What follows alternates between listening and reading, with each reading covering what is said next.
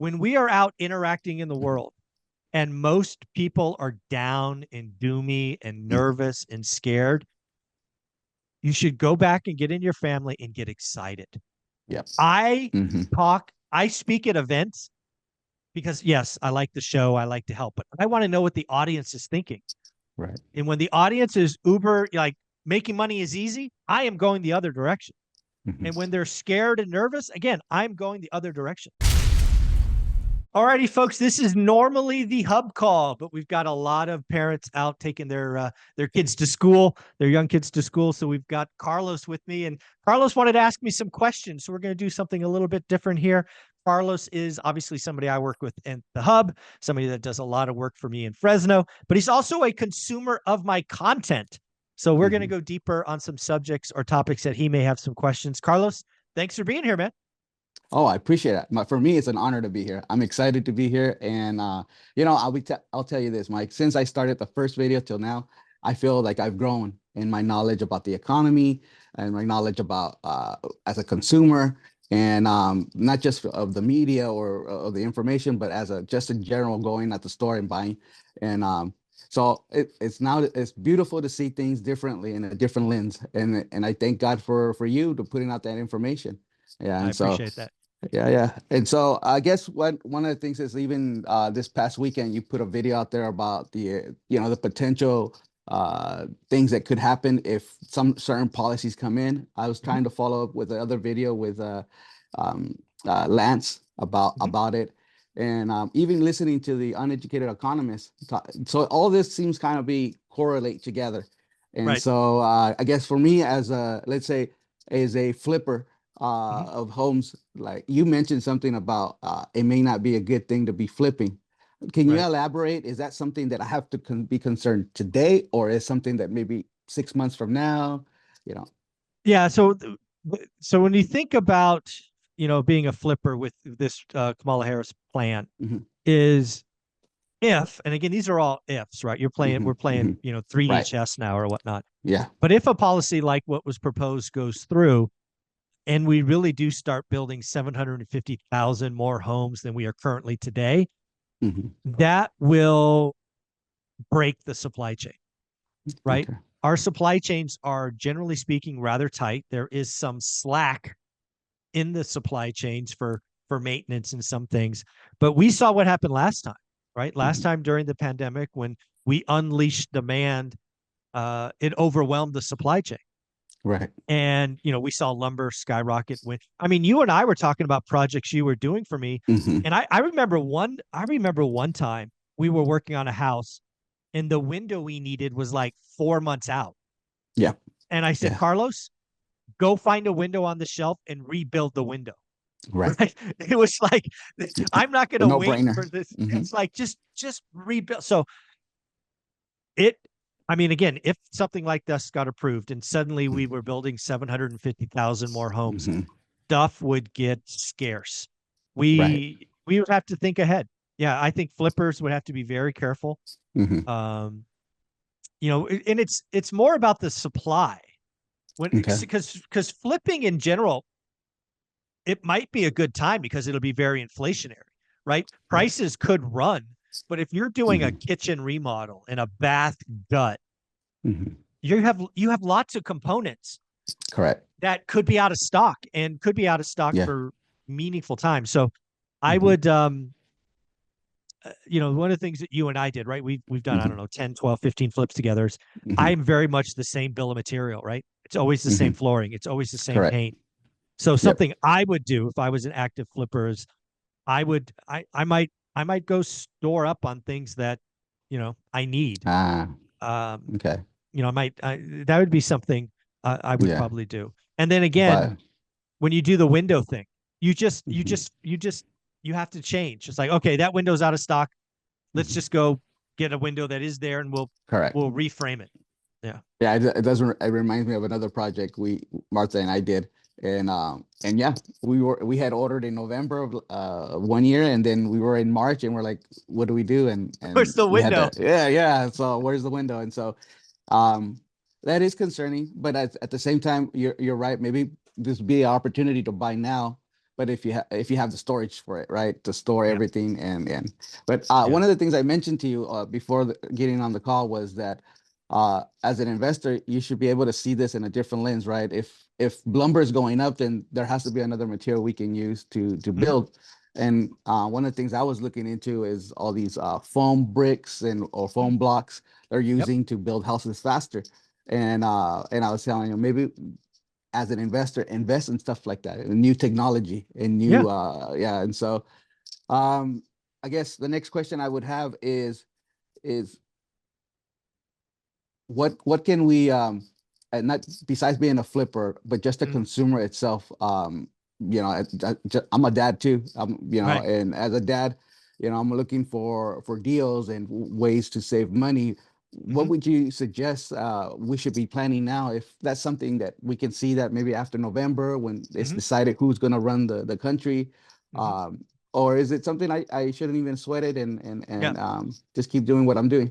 There you go. There you go. Well, let's do me a favor. Let's welcome Matt to the show. Matt, how you doing, buddy? Cool. I'm doing good. Thanks for having me, guys. I had a lesson here this morning. You don't ever assume. Last week when we talked, Mike, you're like, next couple weeks I'm gone. I'm on my 8:30 call, and I was like, hey, we can run over, guys. My buddy Zubri's out of town. I leave tomorrow. I leave tomorrow. Okay. Yeah. See, so that's where assumptions. Don't make assumptions in real estate, in relationships, in anything. Assumptions are bad. I look at my email, I see the Zoom link. I'm like, well, he's still around. Yep. All right, we're gonna get Ty in here, and don't forget, Carlos, I will get back to you. No worries. So Matt, we're just doing some economic 101 kind of talk about all this stuff going on. Hey Ty, thank you for joining, buddy. You're out at school with your son. I love it. Yeah, we just did the God Bless America and Pledge Allegiance and the Christian flag, and it's great. So and today's my birthday, so I'm in an extra great mood. Happy birthday. Happy Finally, birthday, finally 21. You could go have a drink. Yeah, I think so. Well, guys, what we're doing here is doing something a little different. We're just talking Econ 101. We're talking about, the Kamala Harris plan for housing. We're talking about what to do in this buyer's market. Carlos has a series of questions, so we'll just keep riffing on this. So what Carlos asked Ty and Matt right before you joined is, hey, as a dad, as a father, what should I be doing, now getting ready for opportunities next year? Should I be concerned about the presidential election? All of that. So that's kind of where we were in the discussion. What I would tell you, Carlos, and really any dad, any mom for that matter, is generally speaking, you want to operate in a buyer's market. Most of us have never experienced a true buyer's market. Unless you're as old and seasoned as Ty and I, which is 20 years plus, you really haven't experienced a buyer's market. I believe we are in buyer's market right now. I believe, Carlos, to your question specifically, I believe there are lots of moms and dads and grandmas and grandpas and aunts and uncles and cousins that are acting like it's too hard. I'm scared. I'm nervous. I'm pissed. So what does that mean? That means demand is being artificially held back. However, we operate in a world where sometimes people have to sell. Death, divorce, tired landlord, whatever. Lots and lots of reasons you have to sell. You may not want to sell now because it's a bad time, but damn it, life happens and you have to sell. So what I would be telling you, and I'm actually doing, is I'm getting uber aggressive. I am writing disrespectful offers. I am looking at days on market. I think Casey from Brick by Brick gave us the perfect example last week. She found a new market, slightly different than she looked at. It's an A neighborhood. She doesn't typically shop there. She found a house that was initially listed at $249 that would have sold like hotcakes 3 months ago, sat on the market 30 days. The owners had to sell because they were in contract somewhere else. They whacked the price 20 grand to 30 grand to 219, 229. Let's call it 229. Yeah, 229. And she wrote up an offer at 204. She got it for 202 after some inspections. Wow. We're talking 25% off, folks. Now's the time. Some people have to sell. Now, most people hearing this will try to do it 1 or 2 times and go, Michael, it doesn't work. Hey, idiot. It takes 20 or 25 times. Stop whining, stop complaining, get off your ass and do the work. This is the time. So, Carlos, what I would tell you as a friend, what I would tell anyone is go get your shopping list and whack the prices 10 or 15%. Because your job, you and I don't have unlimited money. You and I don't have Ty money. Ty's got legendary money. So we have to go shopping discriminately. I want to get that one super home run, and I'm not going to give up, and I'm going to go get it. So that's the attitude you should have. What do you think, Carlos? And Ty's words, I love it. I love it. It's I love it. It's a great insight, great information. I think that it is something that I think, because when I talk about it with other people, they're like, oh, they're always with their head down. But when I come into these calls and when I hear you guys talk and I follow you guys, it's a different mind shift. It's a different mindset, and I really grasp this and I want to put it to work. You have just hit on something that I want you to remember the rest of your life. I want you to tell your kids. I want you to tell your wife, Martha. When we are out interacting in the world and most people are down and doomy and nervous and scared, you should go back and get in your family and get excited. Yep. I speak at events because, yes, I like the show. I like to help, but I want to know what the audience is thinking. Right. And when the audience is uber, like making money is easy, I am going the other direction. And when they're scared and nervous, again, I'm going the other direction. So continue to interact with the public, but just have that mental fortitude. Yeah. To say, hey, Martha, I talked to 20 people today and they're all scared. That's awesome. That's awesome. There's the opportunity. Yep. There you go. Do that the rest of your life and you will be wildly successful. Ty, I know you're driving. What do you think of all that?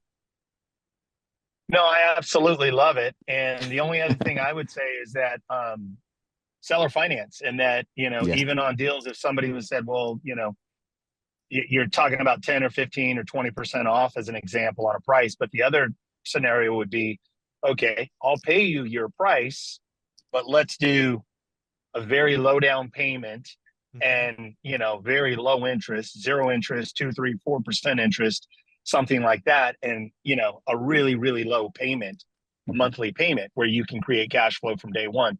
So I think that's the other alternative. Let the seller pick the price, but then very low down, no down, and then very, reasonable, fair monthly payment, but that allows you to cash flow, $1,500 on a $1,500 payment where, maybe rents are 22 or 25 or 2,300 or something like that. Right. Something like that. Just an idea. Love that. I totally agree. And Ty's going to be doing a school session Sunday morning coming up just for our school members. It's time to get in there. He has a 6-hour masterclass on creative financing. Go watch that. Get ready for the Q&A this Sunday. I think it's 8:30 or 8 or something like that. Nope, he'll tell me. Yeah. Yeah, it's 7:30 a.m. Dude, he's going early. 7:30. Yeah, 7:30 Pacific time, and then I'll go for 60, 90 minutes. I hope it's standing room only. I would say for people in the school, anything, questions about flips, underwriting, creative financing, seller carries, subject to, anything, wraparound mortgages, buying your first deal, anything. I would love everybody to come and bring lots of questions. So definitely plan to be there, Carlos. Definitely. I also watched all the videos on the school about seller financing. It was great. Yeah. That's awesome. Well, Mr. Matt, the mortgage guy, what's going on in your world? Refi's up 118% last week. I'm assuming that trend. People are getting excited. So I think it ties in great to what you're talking about, where if we've got a buyer's market where stuff is sitting on the market for a little bit longer, don't expect this window to forever be open. It will close. I'm so glad you brought that up. This morning we looked at a chart and we looked at inventory and how it bottomed out in 2022. If you look across a lot of different markets, summer of 22 might have been peak pricing. You know why it was peak pricing? So there's not a lot for sale. People are going out there and they're offering 50, 60, 100,000 above ask. So as rates come down and demand comes back, inventory gets eaten up. We've said this different ways at different times, but eventually people are going to get it. You don't want to look up in a year. And the people that are scared now are going to be excited when it's 5.99, but also are all their friends. And they're all going to be in the real estate market. They're all going to be competing for the same houses. So when they're scared because the interest rates are high or whatever, realize that that's opportunity. The other thing I wanted to point out too, Mike, was you talked about buyers markets. A lot of us haven't really experienced it. The last buyers market I remember in 2000, call it 9, 10, 11, the thing that was different from my side of things was, you couldn't get financing. Nobody was lending money. So if you've got stuff sitting in the market for 30, 45, or 60 days, be excited that lending isn't as easy as it was in 2006, but it's still available, right? They're still going to loan you. It's not 2010 levels. Yeah. Where banks are like, no, I'm not. So banks are still lending you money. There's going to be sellers like you talked about that, it's still happening. We've got a really cool success story. I don't want to share too many details with somebody's private deal, but I got a text, Mike, that said Zuber would be proud, right? Sat on the market, well below list price with a seller concession. And here's the good news, guys. You get locked into a purchase, the seller can't cancel on you. Rates came down. We floated down his rate. If in this recent rate decrease, buyers get excited environment, this seller would have found a buyer higher than what we're in contract at. 100% guaranteed, right? Yeah. No doubt. When people were scared and rates were high, he got a great deal. This isn't the mortgage he's going to stay in for 30 years, but he's going to keep the real estate for 30 years. And he got it at a great price with seller concessions. So be excited that it's scary for a lot of people. Yeah. Zuber would be proud. I love getting those texts. And another one. And another one. I love those. I love to send those cards out. I guess the other thing we should all talk about here, because we're all in the industry at least a little bit, it certainly affects Ty the most, is the NAR settlement just went into effect. I think it went into effect Saturday, which meant Sunday open houses are different. I don't know. We'll go to Ty first. Have you heard anything on that yet? Mass confusion. Confusion. And I want to illustrate, this is very, very important that, the way I understand it, the DOJ has a major issue with NAR themselves as an industry collective and that price fixing and all of that. I think that's the major beef with the law and all of that. This was a civil lawsuit. And the thing I want to really emphasize, especially to the realtor, investor, agent hybrids, or people that are real estate professionals, all of these things are trade practices. There's a few states have adopted civil code and said, okay, legislative, like their state adopted, but there actually isn't. None of this is, to my understanding, depends on where you're at jurisdiction wise, but none of it is actually law. A lot of it is just rules that are going into place that are finable. And I've heard of people getting fines for having the wrong information in MLS. The multiple listing services, which kind of oversee listings and, the marketplace, if you will. That's, I think, where people have to be really cautious and whatnot, is because you could break a rule. You could get a fine with that. Let me just translate into this language. This, again, is a huge, huge opportunity because it's disruption and there's a lot of confusion in the marketplace. Agents and brokers, there's so much misinformation. It's the messy middle, as our friend Leo Prahara says. He's the CEO of eXp Realty. It's just messy right now. So for One Real at a Time community, this is an advantage, again, to go out there and be incredibly active in this time of confusion. I love that. Well, let's wrap up this call, guys. Got lots of stuff going on. Matt, the mortgage guy, if somebody wanted to reach out, talk about a refi, talk about, getting an outstanding deal. How would they do that? Go to greatmortgagebroker.com. We're licensed in 48 states. We're happy to help, whether it's pre-approved and purchasing something, whether it's talking about investing, whether it's a refinance scenario. You're going to get honest feedback, whether it makes sense or not. We're going to tell 8 out of 10 people no. 2 out of 10 people, we're going to say, this is a deal that makes sense, the refinance that I would do today. So start at greatmortgagebroker.com. There you go. Carlos, does somebody want to reach out to you in Fresno to get some work done, flip done, remodel done, get inspections of stuff? How would they reach out to you and your lovely wife, Martha? Oh, definitely. Give us a call at 559-681-8431. That's 559-681-8431. Thank you, guys. You got it. And Ty, you have a special, lot of focus on real estate agents. It is the messy middle. There's lots of confusion. If somebody wanted to reach out to you and just ask questions, maybe vent a little bit, how would they do all of that? Two things. Number one, get involved, $20 a month, get involved with school, take it on for a test drive. It'll be the best $20 you've ever spent. I don't think you could even buy much, Starbucks or McDonald's for $20 anymore. So get involved with school. I'm going to be doing a live class. I'll be doing stuff every month in school with you. So, but this Sunday, I'm going to be doing a live Q&A, number one. Number two is you can email me, ty@tylg.com. Thank you, buddy. I appreciate all of you. Thank you for being here. You guys are amazing. We'll talk in a couple weeks.